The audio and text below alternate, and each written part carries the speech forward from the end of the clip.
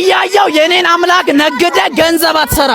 ይኸው ስማኝ፣ እኔ እያለው የኔን አምላክ ነግደ ብር አትሰራ። እኔ እያለው ኢየሱስን ቸርችረ ገንዘብ አትሰራ። በኔ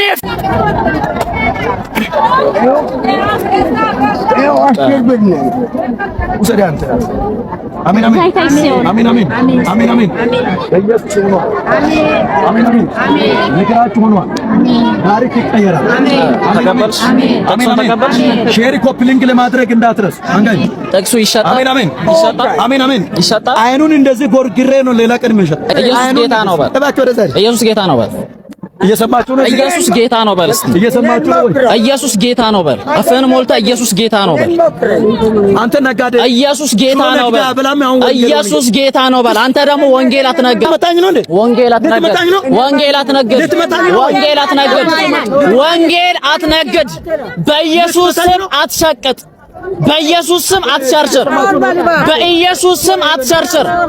ኢየሱስ ሕይወት ነው። ኢየሱስ ጌታ ነው። ኢየሱስ አዳኝ ነው። ኢየሱስ አምላክ ነው።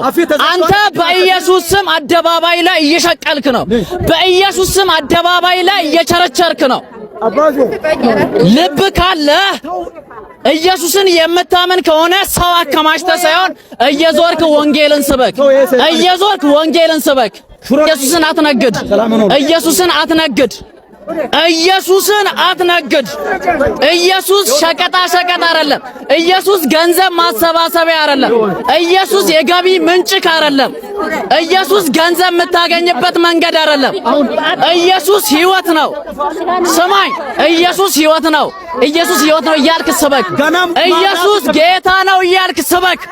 ልብ ካለ ኢየሱስ ጌታ ነው እያልክ ስበክ። ልብ ካለ ኢየሱስ ሕይወት ነው እያልክ ስበክ። ልብ ካለ ኢየሱስ አዳኝ ነው ብለህ ስበክ። ሰው ከሞተ ወደ ኢየሱስ ነው የሚሄደው። አትሞቱም አትበል። የማይሞት የለም። አትሞቱም አትበል። የማይሞት የለም። ተበሳጭቶ ያኔ ኢየሱስን የገደለ ነው ገዳይ። አታጭበርብር፣ አታጭበርብር። ኢየሱስ ጌታ ነው ብለህ ስበክ። ኢየሱስ ጌታ ነው ብለህ ስበክ። ኢየሱስ ሕይወት ነው ብለህ ስበክ። መጽሐፍ ቅዱስ ይዘህ አደባባይ ላይ አትሸቅል፣ አትሸቅል፣ አትቸርችር። ኢየሱስ ሕይወት እንደሆነ ብቻ መስክር። ኢየሱስ ጌታ እንደሆነ ብቻ መስክር። ኢየሱስ አዳኝ እንደሆነ ብቻ መስክር። በኢየሱስ ስም ገንዘብ አትስራ፣ ገንዘብ አትስራ። ኢየሱስ ጌታ ነው በል። ልብ ካለ ኢየሱስ ጌታ ነው። ኢየሱስ ጌታ ነው በል። በል ኢየሱስ ጌታ ነው በል። ኢየሱስ ጌታ ነው በል። አፍህን ሞልታ ኢየሱስ ጌታ ነው በል። ኢየሱስ ጌታ ነው በል። ኢየሱስ ጌታ ነው በል። ኢየሱስ ሕይወት ነው በል። በል በል አንደበትህን ሞልተህ መስክር። የእግዚአብሔር ቃል ሲናገር በመጨረሻው ዘመን በስሜ የሚነግዱ ይነሳሉ ይላል። የእግዚአብሔር ቃል ሲናገር በመጨረሻው ዘመን ሐሰተኛ ነቢይ ይነሳል ብሎ ይናገራል። በኢየሱስ ስም ገንዘብ የሚሰራ፣ በኢየሱስ ስም ብር የሚሰራ አታጭበርበር። ልብ ካለ ልብ ካለ አደባባይ ላይ ሄደ ኢየሱስን መስክር። ልብ ካለ አደባባይ ላይ ሄደ ኢየሱስ ጌታ እንደሆነ መስክር። ጥራ የፈለከው አብረን እንታሰራለን፣ አብረን እንታሰራለን። እኔ እያየው የኔን አምላክ ነግደ ገንዘብ አትሰራ።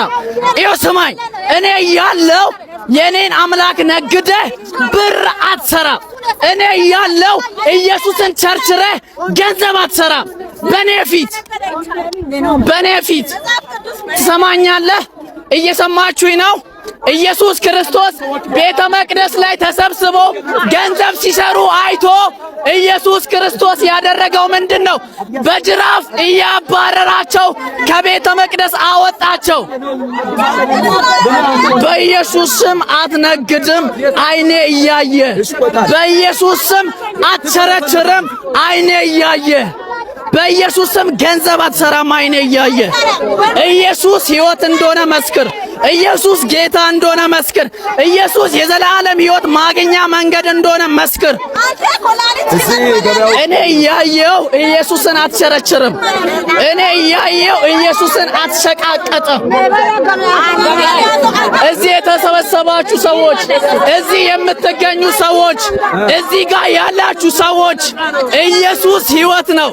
ኢየሱስ ጌታ ነው። ኢየሱስ አዳኝ ነው። ኢየሱስ አምላክ ነው።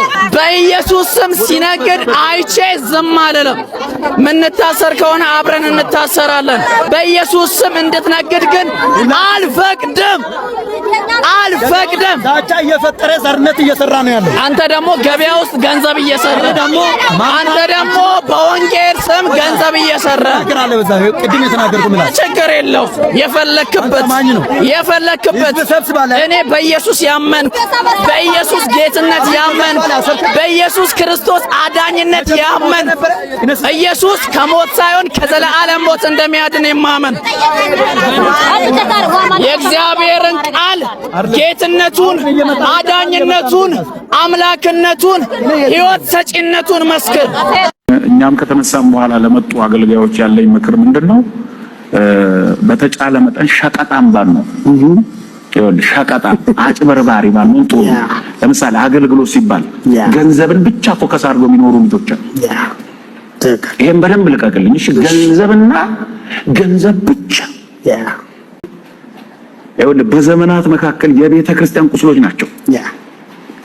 ትውልዳቸው ባያቸው ቁጥር የሚያፈር ነው። ገንዘብን አስመልክቶ የሚደረግ ሩጫ፣ ስንት ይከፍሉኛል፣ ስንት ይሰጣል እዛ ቦታ ላይ የውጭ ሀገር ጉዞ፣ የሀገር ውስጥ እንቅስቃሴ። ፎከሳችን ይሄ ወንጌል ሪያሊቲን ቁጭ አድርገህ የምትሄድበት ወንጌል ካልሆነ በቀር ወንጌል አይደለም። ስሌት ቁጭ ተብሎ ስሌት ነው ዋናው። እዛ ከሌጋ ሲሄድ የሚከፈለኝ ገንዘብ አለ፣ እሱ ነው። እዚህ ጋር የቤት ኪራይ አግጦ ይጠብቀኛል። እዚህ ጋር ደግሞ በ20 ምናምን ሺህ ብር ምገዛ ጫማ አለች፣ እሷን ማን ይገዛልኛል ምናምን እየተባለ ነው የሚኖረው። ይሄን ሰው ነው ቁጭ አድርገህ የምትመክረው? እኔንም በብዙ መንገድ እንዳለ ጽንት ይዞ ነው የሚናገረው። እንዳለ እንደዚህ ነው፣ እንዳለ በጣም ጨካኝ ነው፣ እንደዚህ ይናገራል፣ እንደዚህ እንትን ይላል እስክባል የደረስኩበት ጉዳይ ቢኖር እንደነዚህ አይነት መታረም የሚገባቸው ነገሮች አማድም ቀዳሚዎችም አባቶችም የሚባሉ ነገር ቶሎ ብለው ይሄንን ነገር ፐብሊክሊ በየአደባባዩ ቻሌንጅ አድርገን ፈጽመን ማስቆም የሚገባን ነገር የኢትዮጵያ ቤተክርስቲያን ቻሌንጅ ገጥሟታል። አሁን እንኳን በመኛ ጥንቃቄ እያወራን እንዳለ ታውቃለህ። ትክክል ገብቶሃል። ትክክል ምን ይፈልጎ ነው የሚላል? ምን ነው አንተ ያለኔ ማንም የለም አልክ የሚልም ይኖራል። that's his business ነው። አንድ ነገር ልንገርህ፣ እንደነዚህ አይነት ሰዎች በታላቁ ጌታ ላይ አቃቂር ሲያወጡ የኖሩ ፈጽሞ የህይወት ቃል የማይስማማቸው ሰዎች ነበሩ፣ አሉ፣ ይኖራሉ። ከመጽሐፍ ቅዱስ ጋር የትኛውንም ትንቢት ማነጻጸር የማትችሉ ከሆነ ትንቢት አትስሙ። ወይም ትንቢቶች በመጽሐፍ ቅዱስ የሚፈተሽበት ቸርች ውስጥ ግቡ። ዙሪያችሁ ወይም የምትሰበሰቡበትን አጥቢያ ቸርቻችሁን ቼክ አድርጉ።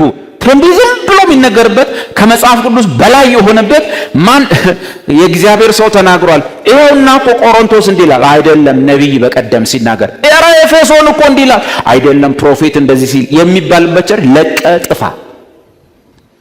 እንደ በቀደሙ ንጉስ ወይ ትጮሃታለህ አንድ ቀን፣ ወይ እንደዚህኛው ሰውዬ ራሱ ነብዩ እያለቀሰ ይቀብርሃል። ብዙ ነገርህን ነው የሚቀብረው። ጤናህን፣ ኢኮኖሚህን፣ ሰላምህን፣ ምንህን እያለቀሰ ይቀብራል። ሌላ ታሪክን ሐሰተኞች ነቢያት ከራሳቸው አውጥተው ነው የሚናገሩት። ኤርምያስ 23 ቁጥር 9 ከ9 እስከ 28 እናነበዋለን። ስለ ነቢያት ልቤ በውስጤ ተሰብሯል አለ። እውነተኛው ነቢይ ኤርምያስ አንድ ብቻ ሆኖ ሳለ ሐሰተኞች ነቢያት ቁጥራቸው ብዙ መቶ ሆኖ አየ። እሱም በእግዚአብሔር ስም ነው የሚናገረው፣ እነሱም በሰራዊት አምላክ በእግዚአብሔር ስም ነው የሚናገሩት። ጭራሽ አብዛኛው ሰው እነሱን እውነተኛ ነቢያት አድርጓቸዋል። ኤርምያስ ብቻውን ተረስቷል። በጣም በሚገርማችሁ ሁኔታ በተመሳሳይ ነገር በኤርምያስ ዘመን የነበሩት ነቢያት ድግስ በመብላት የታወቁ ናቸው። አጥንትና ቅልጥም ሲያቀርቡላቸው ይተነበያሉ ብሎ የዘመረላቸው ናቸው። ኤርምያስ ግን ግብዣ አያባብለው፣ ቆራስ ሰው ነው። ከዚህ ትንቢት የተነሳ ከአገልግሎቱ የተነሳ ከቤተ መቅደስም ኤርምያስ ካህን ስለሆነ ተባሯል። ከነቢይነትም ሰፈር ከቤተ መንግስት አካባቢ እንዳይደርስ ተደርጓል። ቤቱ እያለቀሰ የተቀመጠ ነቢይ ነው። ምን ሆነ መሰላችሁ? ስለ ነቢያት ልቤ በውስጤ ተሰብሯል፣ አጥንቶቼ ሁሉ ታውከዋል። ከእግዚአብሔር የተነሳ አንድ ከቅዱስ ቃሉም የተነሳ የትኛውም ትንቢት ከማን በታች ነው? ከቅዱስ ቃሉ በታች። በቅዱስ ቃል ውስጥ ትንቢታቸውን ሳይ ልቤ ተናወጠ፣ ታወቀ። በቅዱስ ቃሉ አማካኝነት የሚናገሩትን በእግዚአብሔር ስም ስሰማ ውስጤ ተሰብሯል። ከእግዚአብሔር የተነሳ ከቅዱስ ቃሉም የተነሳ የወይን ጠጅ እንዳሸነፈው እንደ ሰካራም ሰው ሆኛለሁ። ዞረብኝ። ብዙ ነቢያቶች ተነስተው ከእግዚአብሔር ቃል ውጭ የእግዚአብሔር ያልሆነ፣ እኔ ግን ከእግዚአብሔር የተነሳና ከቅዱስ ቃሉ የተነሳ ልቤ እየታወከብኝ ነው። ስለምኖች ስለ ሐሰተኞች ነቢያቶች ልቤ ታውቋል። እውነት የእግዚአብሔር መንፈስ በውስጣችሁ ካለ እነዚህን ሐሰተኞች ነቢያት ስናገራቸው ሊከፋ ይገባል። ከቻልክ አንተም መናገር ነው ያለብህ። ካልሆነ ለምንድን ነው ግን ለምን አትበሉ? ይሄው ኤርምያስ ከኛ የባሰ ነው የሆነው። እነሱን ሲያስብ በእግዚአብሔር ቃል ትንቢታቸውን ሲመዝንና አብዛኛው ሕዝብ ደግሞ ለዛ ነገር አሜን ብሎ ሲሰማ ብዙ ሰው ሲስት ኤርምያስ እንደ ሰካራም ሰው ነው የሆነው። ምድር ከአመንዝሮች ተሞልታለችና ከመርገምም የተነሳ ምድር አልቅሳለች። የምድረ በዳ ማሰማሪያ ደርቋል። አካሄዳቸው ክፉ ነው፣ ብርታታቸው ቅን አይደለም። ነቢዩና ካህኑም ረክሰዋል፣ በቤቴም ውስጥ ክፋታቸውን አግኝቻለሁ ይላል እግዚአብሔር። ስለዚህ መንገዳቸው በጨለማ እንዳለች እንደ ድጥ ስፍራ ትሆንባቸዋለች፣ እነርሱም ፍግምግም ብለው ይወድቁባታል። እኔም በምጎበኝበት ዓመት ክፉ ነገር አመጣባቸዋለሁ ይላል እግዚአብሔር ይልና ቁጥር 13 በሰማርያ ነቢያት ላይ ስንፍናን አይቻለሁ። በበዓል ትንቢት ይናገሩ ነበር፣ ሕዝቤንም እስራኤልን ያስቱ ነበር። በዓል የሚባል ጣዖት በሱ ስም። በኢየሩሳሌም ነቢያት ላይ የሚያስደነግጥን ነገር አይቻለሁ። ምን ያመነዝራሉ፣ በሐሰትም ይሄዳሉ። ማንም ከክፋቱ እንዳይመለስ የክፉ አድራጊዎችን እጅ ያበረታሉ። ሁሉም እንደ ሰዶም የሚኖሩባት እንደ ገሞራ ሆኑብኝ። ስለዚህ እግዚአብሔር እንዲህ ይላል፣ እነሆ ከኢየሩሳሌም ነቢያት ዘንድ ርኩሰት በምድር ሁሉ ላይ ወጥተዋልና እሬትን አበላቸዋለሁ፣ የሐሞትንም ውሃ አጠጣቸዋለሁ። ቁጥር 16 ስለዚህ ምን ይሻላል? የሰራዊት ጌታ እግዚአብሔር እንዲህ ይላል፣ ትንቢት የሚናገሩላችሁን የነቢያትን ቃል አትስሙ። ከላይ ያሉት አይነት ነቢያት ለእግዚአብሔርና ለቃሉ ወገንተኛ ካልሆኑ ያለ አማራጭ ይሄ ነው። ትንቢት የሚናገሩላችሁን የነቢያትን ቃል አትስሙ፣ ከንቱነትን ያስተምሯችኋል። ሰነፍ ነው የሚያደርጓችሁ፣ ዋልጌ ነው የሚያደርጓችሁ፣ ከንቱነትን ያስተምሯቸዋል። አንዳንዱ ወጣት አለ እንዳይሰራ እጅና እግሩ ታስሮ የተቀመጠ በትንቢት መና ያወርድልሃል ተብሎ እግዚአብሔር አንተን ለአገልግሎት ነው የለየ ስራ እንዳሰራ ተብሎ። እኔ ጸጉር ቤቱን የዘጋ ልጅ አውቃለሁ። ምን የመሰለ ጸጉር ቤት የነበረው እኔ ጋር ሲመጣ እንግዲህ አስብ ምንድነው ስለው የነቢያት ጉባኤ የሚባል ፕሮግራም አለን፣ እዛ ላይ ዋናው ነቢይ ተነሳና አንተ ነቢይ ነህ ስራህን አቁም አለኛል። ጸጉር ቤቴን ዘጋዋለ። ቀስ ያለ ብር ያለቀቻለ ልጁ እኔ ጋር ሲመጣ ፊቱ ምን እንደሚመስል ነግራቸዋለሁ። ማጥማቃቸዋለ በትንቢት መሰረት እጅና እግራቸውን አጣጥፈው ስራ ፈት ይሆኑ። እኔ እኮ የሚገርመኝ የትኛው ሰው ነው ስራ ፈቶ ለአገልግሎት የተጠራው? መጽሐፍ ቅዱስ ውስጥ እየሰራ ነው ሁሉም የተጠራው። ሁሉ ሙሴ ከብት እያገደ ነው የተጠራው። ኤልሳ እያረሰ ነው የተጠራው። ጴጥሮስ መረብ ሲጥል ነው የተጠራው። ዮሐንስና ያዕቆብ ሲጠግኑ ነው የተጠሩት። ማቴዎስ እንኳን ባቅሙ ደረሰኝ ቁጭ አድርጎ የጻፈ ነው ኢየሱስ ተከተለኛል። እሷም ብትሆን እየተጋ ነው። በሷም ላይ ቢሆን እየሰራ ጌዲዮን እህል እየወቀጠ ነው እንጂ የተጠራው እግዚአብሔር ሆይ እንድች ቀባይ ጭል ያለው ፋይር እግዚአብሔር ሆይ ለምን ሳይሰሩ ለመብላት። አገልግሎት የሰነፍ ማከማቻ አይደለም። እስቲ እንግዲህ አሁን ዘይት እንዳይሸጡ ተብሏል። ይቀጥሉ አይቀጥሉ አገልግሎቱን እናያለን። ቁጥር 16 የሰራዊት ጌታ እግዚአብሔር እንዲህ ይላል፣ ትንቢት የሚናገሩላችሁን ነቢያት ቃል አትስሙ፣ ከንቱነትን ያስተምሯቸዋል። አቤት ስንቱ ባክኖ ተመቶ ቁጭ ብሏል መሰል። ባክኖ ተመቶ ትዳሩን ያጣማል። ምን ናቃቸው እንኳን እኔም ማዝነው ምን ታውቃለህ ባልሽ እንደዚህ ነው ወደዚህ ይላል ተብሎ ሴትዮዋ ቆንጅዬ ነገር ነች። እኛ ምን ናቀውን ታሪክ ነው ነገር ፈጥሬ አላወራ። ልጅቷን ሲያት ቆንጆ ነች። ባልሽ እንደው ብዙ ሴቶች ጋር ነው ምናምን ታልና እሷ ተናደደች። ከዛ በኋላ ምን አለች? ከዛ ሰውየው ላፍ ከዛ እብድ እንዲህ ብሎ በውሸት ሚስቴን ወስዶ ጤጤጤ ሲጀመር ወንድ ልጅ ነብይ ጋር ምንድነው የሚሰራው? ምንድነው የምትሰሩት? ነብይ እየፈለጋችሁ እህቶች ሂዱ ይዙሩ። ድሮም ወላጅ አባቶች ወይም አያት ቅድመ አያቶቻችን ወንዶቹ ቤታቸው ቁጭ ብለው ጭራቸውን እንዲያረጉ ሴቶቹ ናቸው ጠንቋይ ቤት የሚሄዱት። አሁን ወንድም ነው የሚሄደው። አስብ ምን ያህል ክርስቲያን ወንዶች ምን ያህል እንደወረድን የሚታየው። የአያትህ ያህል እንኳን ሞራል የለም።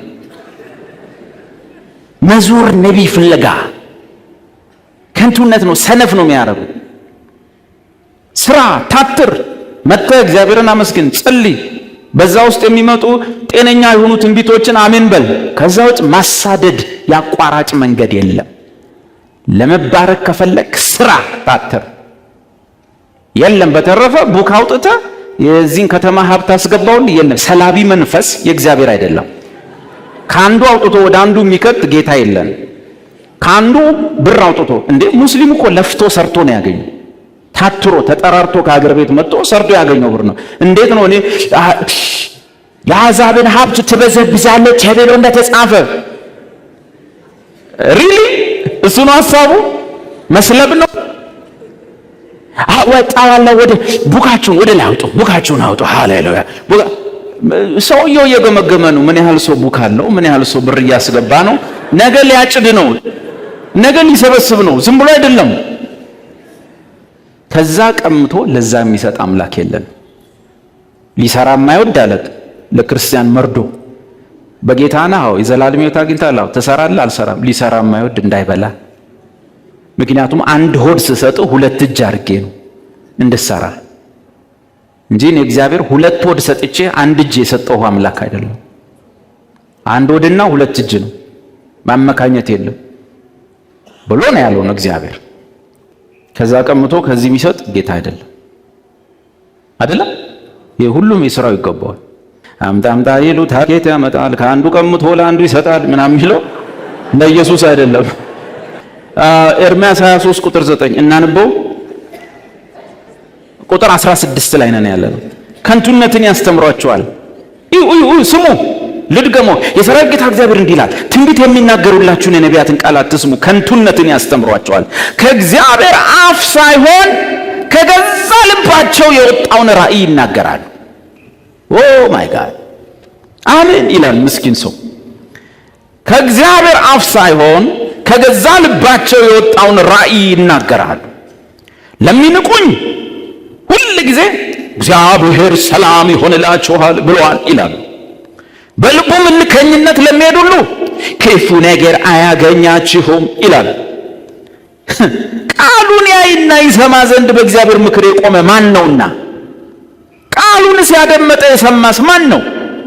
አየህ፣ ቃሉን አይሰማም ሰውየው፣ ቃሉን አያደምጥም ነብዩ እና ግን ይተነብያል። ሐሰተኛ ነቢይ ትልቁ ምልክት በጨፈነ ቁጥር ትንቢት ነው። ገላትያን እናጥና ብትለው ቁጭ ብሎ አያጠናም፣ ትዕግስት የለውም።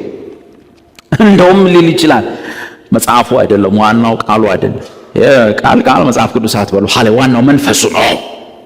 በቃ ይሄ ሰውዬ ይበላሃል። መጽሐፉ የሚለው ትንቢት ይናገራሉ፣ ይሆንላችኋል፣ ትከናወናለ ይላሉ። ግን ቃሉን ያዩና ይሰሙ ዘንድ በእግዚአብሔር ምክር የቆሙ አይደሉም። ቃሉን የሚያዳምጡና የሚሰሙ አይደሉም። ቀላል ዘዴ ወንድም ከሌ ተነብያል። አዎ እንዴት ነው ግን መጽሐፍ ቅዱስ ያጠናል?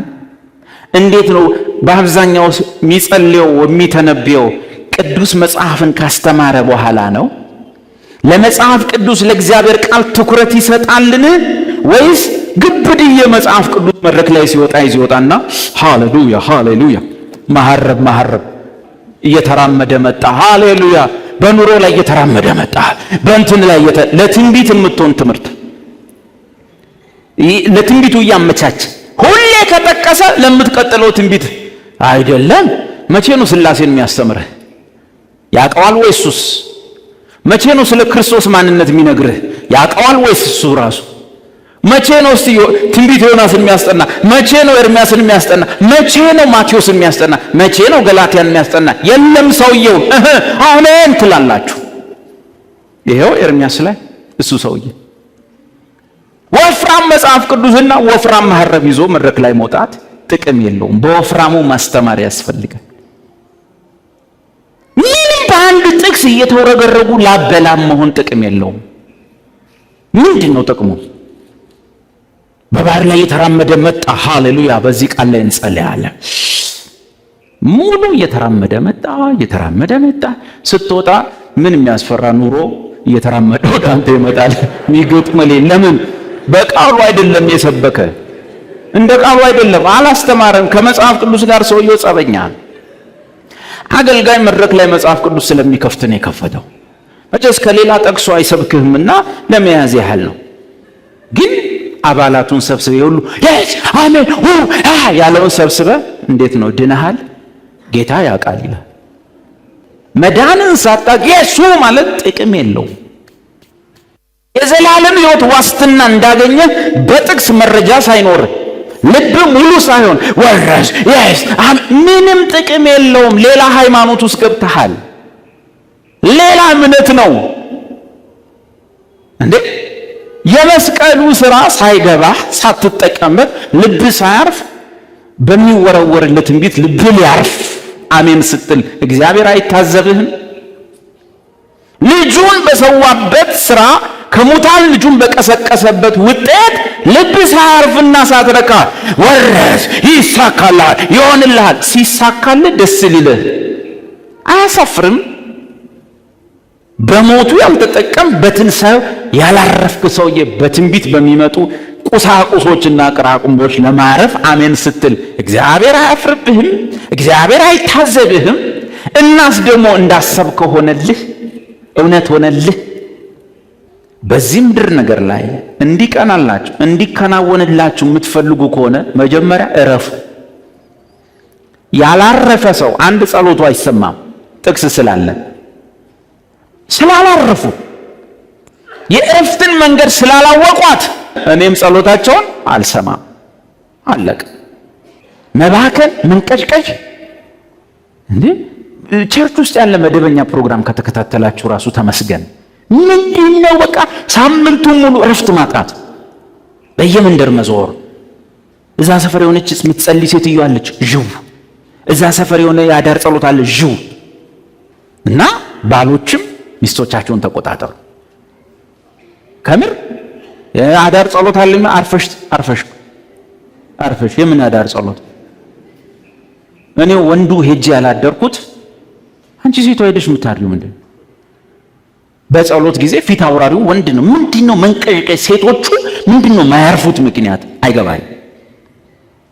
የእረፍትን መንገድ እምቢ ስላሉ እኔም ጸሎታቸውን አልሰማም። መጀመሪያ በእግዚአብሔር ደስ ይበላችሁ፣ የልባችሁንም መሻት ይሰጣችኋል። አይ አስለቅቃለሁ፣ በሚመጣው ነገር እደሰታለሁ፣ በሚመጣው ነገር ሰላም ይበዛል ነው። አዎ እያማራችሁ ይቀራል። ያዕቆብ መጽሐፍ ትለምናላችሁ ግን አታገኙም። ለምን? በእግዚአብሔር ለመደሰት አይደለም ፍላጎታችሁ እና በመጣው ነገር በሚገኘው ምቾት ልትደሰቱ፣ በምቾቶቻችሁ ልትከፍሉ፣ በምቾቶቻችሁ ልትደሰቱ ነው የምትለምኑት። አታገኙም። ማት ክርስቲያን የባከነው የተንቀሸቀሸው ያላረፈው በዛ ምክንያት እንደዛ ነው የምትሆኑት። የት ገቡ እነዛ ሁሉ መንፈሳዊ ወዳችን ቆንዝር እስኪል ትንቢት የተናገሩልን? እረ ሰዎቹ ራሱ የት አሉ? እኛስ የት ደረስን? የት ገባ ያ ሁሉ? ጅማ ላይ ያልተባለ ያልተነገረ ምን አለ? የት ገባ? ሰውየው የት ደረሰ? ትንቢቶቹስ እንዴት ነው? መዝግባቸዋቸው ነበሩ? ተፈጽመዋል? ግን በነዛ ጊዜዎች በባከኑት ዓመታት ዝም ብላችሁ በጌታ ደስ ቢላችሁ ኖሮ ምን ይሆናል? አትደሰቱም ነበር? ዝም ብላችሁ በጌታ ደስ አይላችሁም ነበር? በመዳናችሁ ደስታ ሐሴት አታረጉም ነበር? ዝም ብላችሁ ከልመናው የበለጠ የምስጋና ሕይወት ቢበዛላችሁ አይሻልም ነበር? የለመነው ሁሉ የሚሰማ መስሎን የምትለምኑትን አታውቁም ብሎ እንደሚገሰጽ ማወቁ ስላመለክን ራይት የሚሰጠ እንዳይመስላችሁ እናንተ ለማታውቁት ትሰግዳላችሁ ተብሎም ተጽፏል። እያመለኩ እያለ ይህ ሕዝብ ከተጻፈው ውጭ ከቃለ ውጭ በሆነ የሰው ሥርዓት ስለሚከተል በከንቱ ያመልኩኛል ተብሎ እንደተጻፈስ ማርቆስ ወንጌል። ስለ ወጋችሁና ሥርዓታችሁ ስትሉ የእግዚአብሔርን ቃል ትተላለፋላችሁ ተብሎስ እንደተጻፈ፣ ስለዚህ በከንቱም ያመልኩኛል ተብሎ ተጻፈ። እያመለኩት ነው ከንቱ እና ብዙ ባንከስር ጥሩ ነው። መጀመሪያ በእግዚአብሔርና በልጁ ብቻ መደሰት ካልቻላችሁ ክርስትናችሁ ጤናማ አይሆን። ብዙ ማኖት ትነካላችሁ፣ ብዙ ዋጋ ትከፍላላችሁ። በአብና በወልድ ውስጥ በገባው በመንፈስ ቅዱስ በኩል ደስታ ጀምሩ። አሁኑኑ ጀምሩ። እግዚአብሔር የኔ ነገር ማዕት የተበላሸ ነገር አለ፣ ግን ባንተ ደስ ይለኛል። ያልተሟላ ነገር አለ፣ ኪስ ባዶ ነው፣ ብዙ ነገር ይጎላል፣ ገና ወደፊትም ብዙ ስጋት አለብኝ፣ አንተ ግን መልካም ነህ። በመዳኔ ደስ ይለኛል፣ የዘላለም ሕይወት ሰጥተኛል፣ ልጅ አድርገኛል። በቃ አብርሃም እግዚአብሔር ባረከው ሲል አብርሃም ግን ባዶ እጅ ነው የነበረው፣ ምንም አትወልድ ሴትዮ። በቃ ኪስ ባዶ፣ ወርቅ የለ ብር የለ። እግዚአብሔር ግን አብርሃም ባረከው። አብርሃም ባዶ ነው፣ ሚስት ማትወልድ ግን ተባርኳል። በቃ መባረክ ከእግዚአብሔር ጋር ጤናማ ህብረት ሲኖር እግዚአብሔር ሲቀበልህ ተባርከሃል። አለቀ። በዛ ደስ ይበላችሁ። ስለዚህ የእግዚአብሔርን ቃል የሚሰማ ነቢይ የታለና ቃሉንስ የሚያዳምጥ ነቢይ የታለና መተንበይ ብቻ ነው አለና ቁጥር 19 እነሆ የእግዚአብሔር አውሎ ነፋስ እርሱም ቁጣው የሚያገለባብጥ አውሎ ነፋስ ወጥቷል። የአመፀኞችን ራስ ይገለብጣል። የእግዚአብሔርም ቁጣ የልቡን ሐሳብ ሰርቶ እስኪፈጽም ድረስ አይመለስም። በኋለኛው ዘመን ፈጽማችሁ ታስተውሉታላችሁ። ችግሩ መጨረሻ ነው። ምን ባን ነው? እኔ ሳልካቸው እነዚህ ነቢያት ሮጡ። ቤተ ብዙ ሰው እኮ ነው ራሱን ነቢይ ብሎ ብዙ ሰው። አንዳንዱ እንደው በደንብ እንኳን አጠራሩን አያውቅም። በሚዲያ ብቅ ቲክቶክ ላይ ከስር ስሙን ይጽፋል። ፕሮፌት ብሎ እንኳን ለመጻፍ ሌላ ነው የሚጽፈው። ፕሮፌት ምናምን ብሎ ቸኩሏል። ጸጋ የለም፣ ጥሪው የለም መባልን ይፈልጋሉ። በጣም አደገኛ መርዝ በሃይማኖቱ ሰፈር ምን እንደሆነ ታውቃለህ? እንደዚህና እንደዛ ተብሎ መጠራትን መውደድ። ኢየሱስ ነው ያስተማረ። እነርሱ መምህር ወይም ሊቅ ወዘተ ተብለው ሊጠሩ ይወዳሉ። በእናንተ ዘንድ ግን እንደዚህ እንዳይሆን። ሊቅ መሆኑ አይደለም መምህር መሆኑ አይደለም፣ ተብለው ሊጠሩ ይወዳሉ። መጠራቱን ራሱ ይፈልጉታል። ፕሮፌት ምናምን። አንዳንዱ ሰው እዚህ ጋር መድረክ ላይ ባወጣው ዛሬ የሚያገለግል ወንድማችን በቀለ ነው እና ወንድማችን በቀለ ያገለግለናል ብዬ ቦርድ የሚከፋዋል። ቅድም ዴቭ ሲያስተዋውቅ ወንድም በቀለ ብሏል። በእርግጥ እኔ ነቢይ በቀለ ባላለው። ሃሌሉያ። እግዚአብሔር በነቢይነት ከቀባኝ ወደ ስንት ዓመት ሆኖኛል። ባለፈው እንትን ምድር ላይ ሳገለግል በዚህ ወጥቼ በዚህ ገብቼ 20 ደቂቃ አብረን ከሱ ጋር ክፍለ ሀገር እንዞራለን። ዋናውን ፕሮግራም ሳይጀምር ገብቷል። ለምን ተብለው ሊጠሩ ይወዳሉ። ቪዲዮዎችን ሄዳችሁ ወንድም ዳዊት ነው የሚለው አለቀ። ኢየሱስ ምን አለ? እናንተ ሁላችሁ ግን ወንድማማች ናችሁ ተብለው ሊጠሩ። እዛ እንኳን ድሮ ጥለን የወጣ ነው ቤተክርስቲያን ውስጥ ከመጠምጠም መማር ይቅደም ይላል። ገብቷቸው ከመጠምጠም መማር ይቅደም። ቢያንስ ቅዳሴውን ዜማውን ማጥናት ጥሩ ነው። ጠምጥሞ መቆም ጥሩ አይደለም። ወጣት እያለን መርጌቶቹ ማታ ሲቆሙ አብረን እንቆማለን። ትንሽ እንሞክራለን። ንባቢቱንም ምኑንም ይዘን እናነባለን። ከኛ ጋር ስሙን ብጠራ እነ መሰረትም ልታውቁ ስለምትችሉ ስሙን አልጠራ እና አንድ የሰፈሬ ልጅ አብሮ ቆሟል እና የሚደርስህ አለ፣ የሚታደል ዜማ አለ። ይታደላል። ልጁ ዜማም ግዕዙንም አያውቀውም። አብሮን ቆሟል። ምን መስሎ ነጠላውን አደራረጉ ጋቢ መቋሚያ እየያዙ እንደኛ ቆመዋል። በጣም ነው የሚያምርበት። ከዛ ይታደላል። በቃ ለቀራንብትኪ ለአይንቲኪ ምናምን እየተባለ በዜማ ምናምን ይባላል። እሱ ጋር ደረሱና እንግዲህ የሚታደላል ውዳሴ ነው እና አደሉት። አንዱን ሲያደሉት ልጁ ምን ይበል ሲጀመር ሰላም ለኪ ብለህ ነው እንግዲህ ሰላም ለኪ ተወለሱ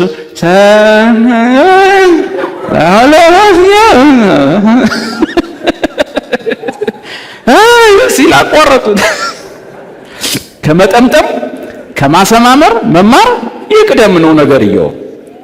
አሁን እዚህ ጋር ነውና ምን በሉ እነዚህ ነቢያቶች እኔ ሳልካቸው እነዚህ ነቢያት ሮጡ። በቃ ነብይ ለመባል ቸኮሉ። ነብይ እንትና፣ ፕሮፌት እንትና፣ ፓስተር እንትና፣ ሲኒየር እንትና፣ አፖስትል አቤት በጌታ ስም ሮጡ። እኔን ሳልነግራቸው ትንቢትን ተናገሩ። እሺ ጤናማ ነብይን በምን ትለየዋለህ? ይኸውልህ በምክሬ ግን ቢቆሙ ኖሮ ለሕዝቤ ቃሌን ባሰሙ ነበር፣ ከክፉ መንገዳቸው ከስራቸው ክፋት በመለሷቸው ነበር። እውነተኛ ነቢይ ቢሆኑ ኖሮ ምንን ያሰሙ ነበር? አቤት ቃሌን ነበር የሚያሰሙት።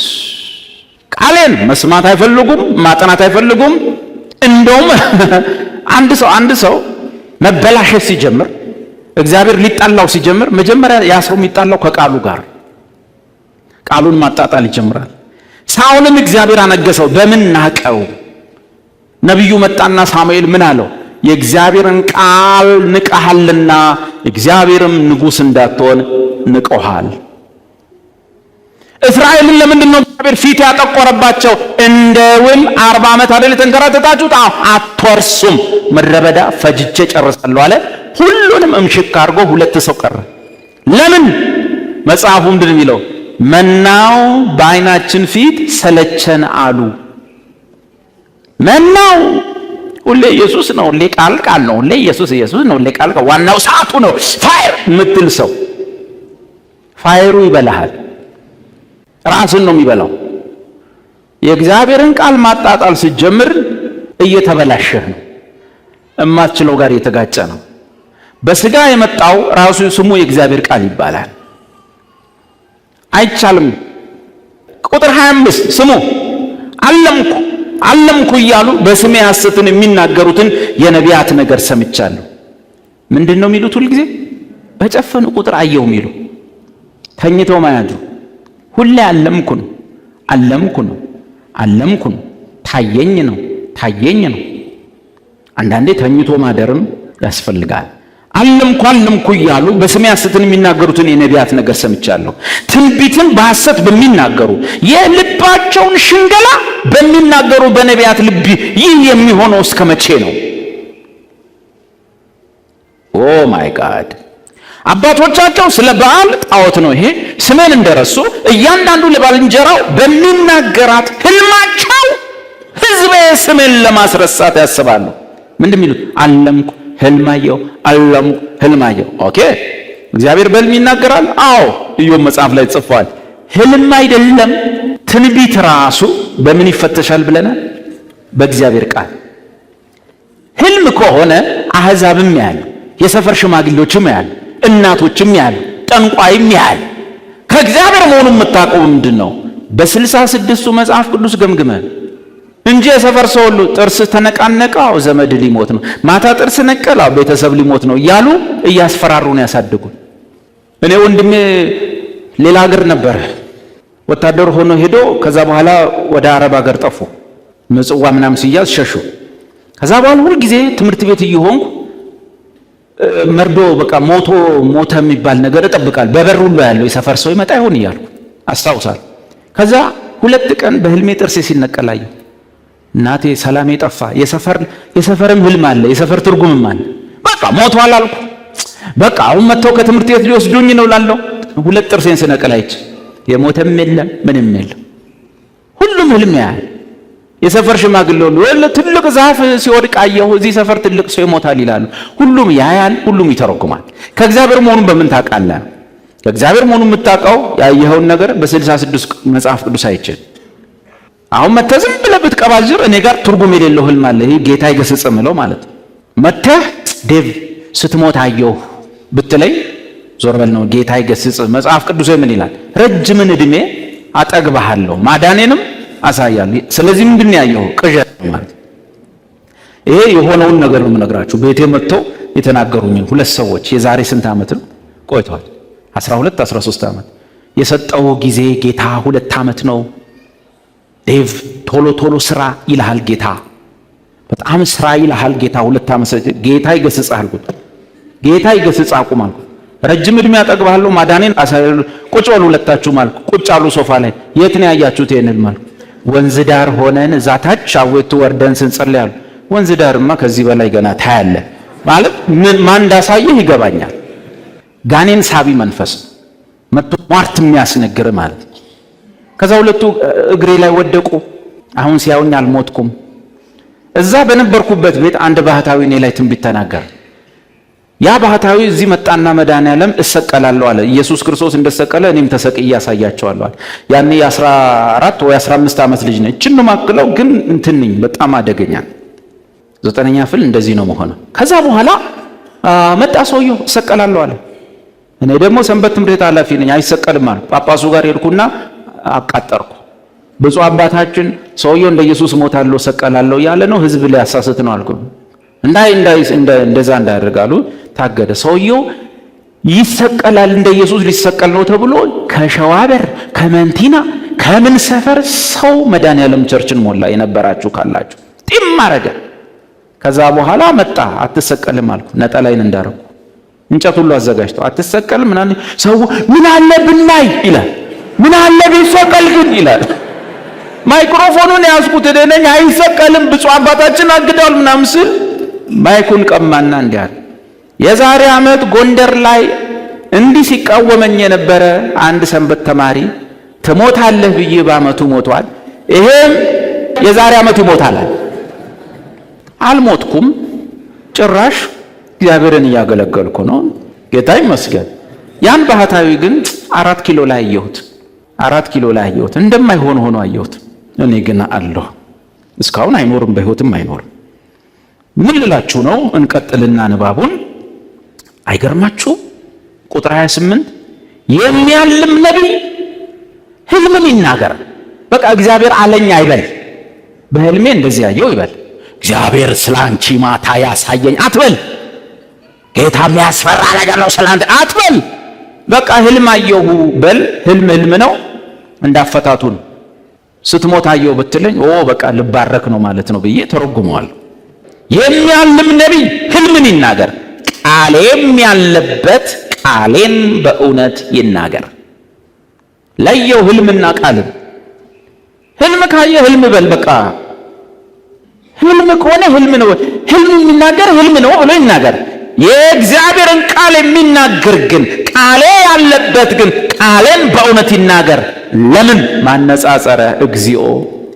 የውሸታም ነቢያቶች ህልም፣ የውሸታም ነቢያቶች ትንቢት፣ የውሸታም ነቢያቶች ራእይ፣ የውሸታም ከልባቸው አውጥቶ የሚናገሩ ሰዎች የተናገሩትና የእግዚአብሔር ቃል ወይም እንደ እግዚአብሔር ቃል የሆነው ልዩነቱን ይዩ። ልዩነቱን ምን ከምን ጋር?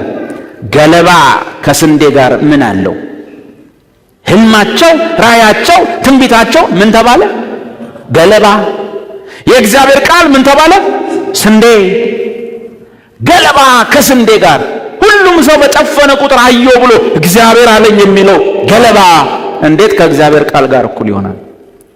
ማዝነው ምን እንደሆነ ታውቃላችሁ? ብዙ ሰዎች በመጽሐፍ ቅዱስ ውስጥ ካለው ስለ እነርሱ የተነገረ ቃል ይልቅ የሆነች ሴትዮ ጌታ ብላ የተናገረችው የእግዚአብሔር ቃል። እንደውም ቃል አለኝ የሚሉት የሆነ ሰው የተናገራቸውን ነው። እንደውም ብዙ ሰዎች በእግዚአብሔር ቃል እኮ ይሄ እንደዚህ ነው መሆን ያለው አይደለም፣ ፕሮፌት ግን የተናገረኝ እንደዚህ ብሎ ግን ቆሮንቶስ ላይ ግን እንደዚህ አይልም። አንድ ቀን የእግዚአብሔር ሰው በግልጥ ነው ስሜን ጠርቶ አልማዝ ብሎ ጠርቶ ነው የተናገረኝ። ብዙ ሰዎች መጽሐፍ ቅዱስ እያሳያቸው ግን ፓስተሬን ጠይቄው እሱ ያለኝ ሌላ ነው። ኧረ ይኸውና ማቴዎስ ላይ ፓስተሬ ግን ያለኝ ኦ ማይ ጋድ። ጭራሽ ገለባውን አጽድቃችሁ ስንዴውን ጥላችሁ፣ እግዚአብሔር ግን ገለባውና ይሄ ስንዴ ምን አገናኘው ነው የሚለው። ስንዴና ገለባ ምን አገናኘው? ቃሌ ምን አይነት ነች? የእግዚአብሔር ቃል ቁጥር 28 የሚያልም ነቢይ ህልምን ይናገር። ቃሌ ያለበት ቃሌን በእውነት ይናገር። ገለባ ከስንዴ ጋር ምን አለው?